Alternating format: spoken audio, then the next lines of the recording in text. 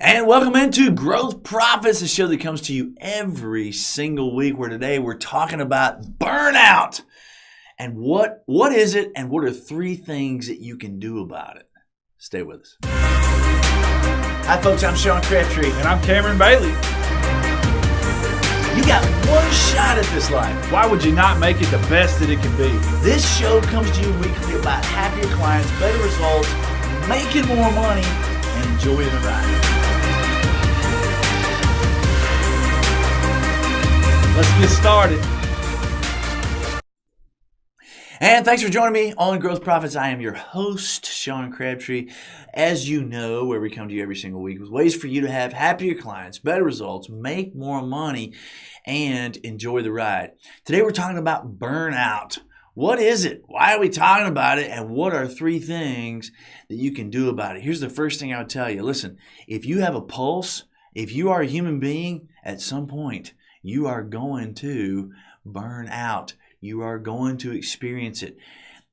What exactly is it? And then why are we talking about it? You know what? Here's what I would tell you the way I look at burnout. Here's what it is. When you and I as entrepreneurs, when we're really young, right? You've got an idea. You're ready to go put a bunch of work into it. And so you start your business and your whole focus is changing people's lives, changing the world in a small way, based on whatever, niche business you're in as an entrepreneur. And so along the way, you get thrown, rocks are coming at you, speed bumps are coming at you, you got road rash coming at you. But the bottom line is it's kind of bouncing off of you because you are so laser beam focused on this idealistic view of changing the world. And we've all been there, right? But here's the thing.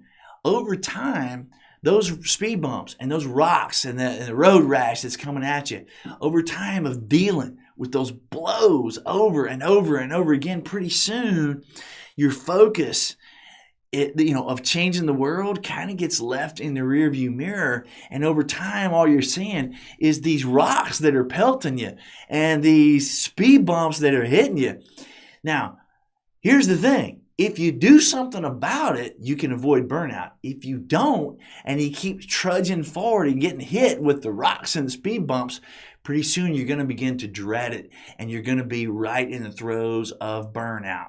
Now, why are we talking about this, and why is it so important? Because if you don't address it and do something about it, that burnout and the way you feel about your business is going to end up dictating not only the results that you get for your clients, the results that you get for your business. It's going to affect your profitability, and more than anything else, it's going to affect your ability to enjoy the ride over the long haul. It's going to affect your stomach lining. And I've seen it 1,000 times. If you don't do something about it, all of a sudden one day it's going to hit you. I cannot come in this place again. Like, I am so sick and tired of being so sick and tired of dreading Monday again and dealing with all these speed bumps that are coming at me. I'm like done with it. And a great example of this is a client that I worked with for about 16 years. His name is John. John was a great guy. He'd been in business for 21 years. He had lots of success. He had, in fact, changed lots of people's lives through his business. And yet, over time, there were some financial aspects that he's dealing with that are particular to his business, to his industry, insurance and some things that were coming at him, and jumping through the hoops of the insurance to try to get paid just became an absolute nightmare. And over time, instead of doing something about it, John burned out completely, where he came in one day and he said, I can't do this again. I am done. I cannot do this again. Now he's in a position where he's got to either shut the business down or he's got to find a buyer. And if he finds a buyer, unfortunately, when you're in that situation, when you've come to the realization, I cannot come to this place again, you're talking about a fire sale. That is not good for you. That is not good for your clients. That is not good for the business itself. I don't want you to be in that position, and that's why we're talking about it today. So what are three things that you can do to avoid burnout or just eliminate burnout altogether? The first step is this.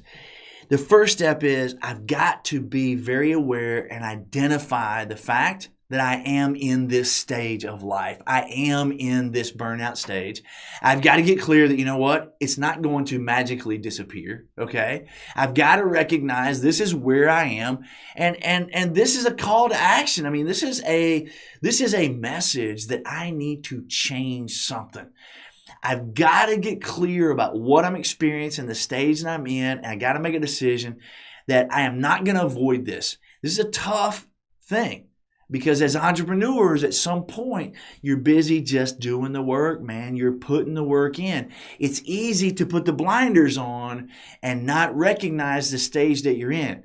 And if you do that, it's going to get worse, and it's going to get worse, and it's going to get worse, and you're going to be like John, and you're ready to shut the doors or have a fire sale. So number one, constantly be aware of whatever stage it is that you are in. A great telltale sign is, at the end of the day, okay, are you thinking about some changes that you can make tomorrow? Or are you like, whoo, I'm done? And then you're going home to your spouse and you're bitching and whining about all the roadblocks and the road rash and the rocks that hit you today and how sick and tired you are and how you dread going in tomorrow. If that's kind of what you're thinking, you're probably in the pre-burnout or the burnout stage. And step one to eliminating that is get very clear that you have got to do something about it. You've got to make a conscious decision that I'm not going to stay in this place. It is not going to go away if I avoid it. I've got to do something about it. If you can do number one and you're ready to take action, here's the second step. Number two is, and this is where most people fail, okay? And I'll tell you why in just a second. Number two is this. You got to create a strategy to overcome whatever those roadblocks are. What do I mean by that? If I'm you, I would create a list of all the things that you hate in your business. Make a list of, just write them down, just brainstorm as fast as you can. Just write that list down, right? Then after you're done, take a deep breath and go back and prioritize in the order of most hated to least hated, right? Order those. Number one, the most I hate. Number two, the second thing I hate the most, right? All the way down to the bottom of the list. And then once you've got that list, now let's start with number one and let's figure out a strategy to either, one, eliminate that particular thing from your business or eliminate it from something that you do and give it to somebody else. In other words, it may stay in the business, but you may not be the one doing it. You got to figure that out based on your vision, your clientele, your profitability, right? Based on all of that, you need to figure out whether or not it needs to go or whether or not it's just something that you don't need to do anymore. Now, I said most people fail at number two. The reason most people fail at number two is because most people look at their business and the hoops they have to jump through in their business as it's part of doing business. And so if I'm going to be in this business, this is the way it's got to be. And so I just got to put the blinders on and trudge right through it until I burn out. And then one of these days I'll do something else. You know, that's not the way it is. In 99.9% of the cases, that's not the way it is. There is a way for you to come up with a strategy to be able to overcome that situation by eliminating it from your business or eliminating from the task of the things that you do. Buying into the belief that there's always a way is what puts you in a position to reach out and come up with what that strategy is. But you've got to be in a place, number one, which is the first step. I got to get clear that avoiding this issue is not going to make it any better, right? Just hanging in there and deal with it is not going to make it any better. So you're going to do number two. You create a strategy by making that list and then prioritizing what are the most hated things, and then you're going to come up with strategies. If you can't come up with strategies, reach out to us, right? You can find us at thecrabtreegroup.com. That's who we are. We're strategists. We'll be glad to help you through strategies. There's other people who do what we do. Reach out to somebody, okay? But don't stay in the status quo just because you're not willing to get out of the box or because you have got the blinders on, right? There's always a way for you to develop that strategy. So number one is get clear and be very aware of where it is you are. Number two, create that list and then develop strategies to be able to eliminate those things. And then number three, you got to create a timeline for what the steps in that strategy are and when you're going to come together and talk about it. So let me give you an example. There was a longtime client of mine. He and I became great friends. Let's call him John. John was a dentist, and he and I worked together for about 16 years. I helped him grow his business to astronomical numbers. And after about 21 years of being in business, he was starting to focus not on all the lives that he had changed through his dentistry. He began to focus on all the speed bumps that he was dealing with, specifically insurance, right? In his particular situation, insurance is a huge, huge thing. And so he was having to jump through these hoops to be able to get paid. And then they would withhold the pay, and he would have to jump through more hoops. And it was hoop after hoop after hoop. And everybody, he's just sick and tired of dealing with it. So we created a list. He created a list of the insurance companies that he hated in order of top hate down to bottom hate, right? And then we developed a strategy to eliminate that insurance from his business totally. Now, there are lots of folks in dentistry, lots of dentists in his industry who are going, well, you can't survive without insurance. That's ridiculous. Of course you can survive without insurance. If you've got treatment acceptance the way it needs to be, and we had a long history to prove, hey, we don't have to have this. So we dropped it. We've got treatment acceptance the way it needs to be. We're tracking it. We're celebrating what's working. Here's what happened on the other side of that. On the other side of that, he became, and everybody on the team became super confident that, you know what? We don't have to deal with the cards that are dealt us. We can take control. And he's now past the burnout and able to focus on changing people's lives. Now he's rejuvenated. People on the team are getting excited again. This is no longer drudgery. It's no longer, oh, it's Sunday night, I dread Monday. It's like, hey, I can't wait to get back in there and change some people's lives again. So the number 3 thing on that is you got to create time to come together to look at that tracking, to talk about what's working and what's not. You got to create timelines for those steps to be able to work through them.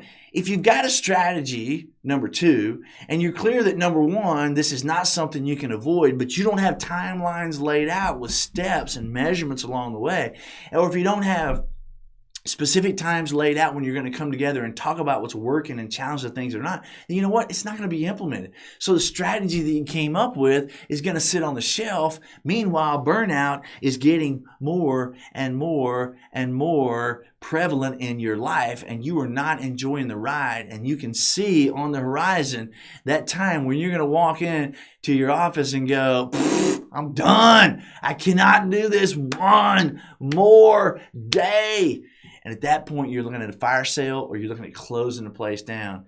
And none of that serves you, your family, your team, or even your clients and your business over the long haul. So what we're talking about here is burnout and what you can do about it. Number 1, you got to be very aware of where it is that you are and make a conscious decision that you cannot avoid the stage that you're in. If you put your head in the sand, it's only going to get worse. Number 1, you got to make a decision. I am going to do something about this. Number 2, make a list of all the things that you don't enjoy. Prioritize them in terms of the worst down to the least, right? And then create a strategy for the first 1 or 2 or 3 that you're going to implement so that you can either eliminate them from your business or at least get them out of your life and put them in somebody else's hands within your business. The number 3 most important thing is you've got to set a timeline for when those steps are going to happen, and you got to set a time when you're going to come together and talk about the tracking that's working in that timeline and with that strategy and make adjustments to roll with the punches. At the end of the day, if you've got a pulse, you're going to experience burnout. The question is, are you going to roll around in it until it affects your clients, until it affects your results, your profitability, and your own stomach lining, your own ability to enjoy the ride? Or are you going to recognize where it is and implement those 3 steps and eliminate it from your life and come out on the other side of the burnout ready to go after it again over the long haul? I hope you make the choice to implement those 3 things. We're all going to have burnout, but we can do something about it. At the end of the day, that's what's going to ensure that you have happier clients, better results, make more money, and enjoy the ride. And that's what it is that I want for you. Remember in number 2, we talked about coming up with that strategy. If you have a challenge, getting out of the box to be able to come with that, reach out to us. This is what we do. You can find us at thecrabtreegroup.com. reach out to somebody who can help you see past, the forest, so that you can implement change in your practice by developing those strategies. And that's what it is I want for you. I'm Sean Crabtree. This has been Growth Profits. Have a great week.